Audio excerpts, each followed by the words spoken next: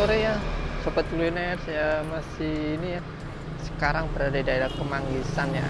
Ini di samping Binus nih ya. Ini jalan dari sana keluar jalan raya. Ini masuk ke dalam samping kampus Binus. Ya. Kira-kira ada sekitar 50 meter ya dari depan.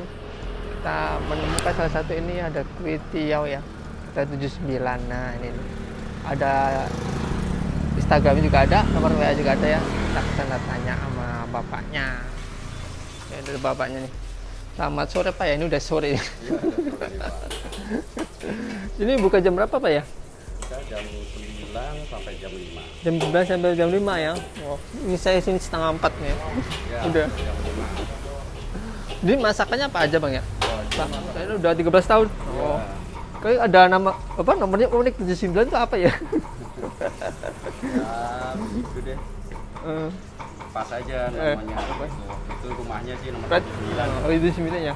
Berarti ini banyak pelanggannya orang-orang mahasiswa itu ya Pak ya? Mahasiswa. Mahasiswa. Oh iya iya. Halal semua Pak ya? Oh, Halal halal. semua. Mantap.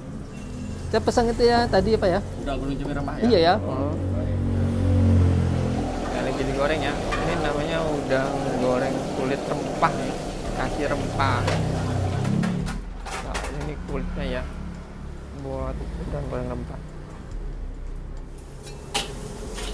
Nah, ini kan langsung diongseng ya. Bentuknya kayak itu sih ya.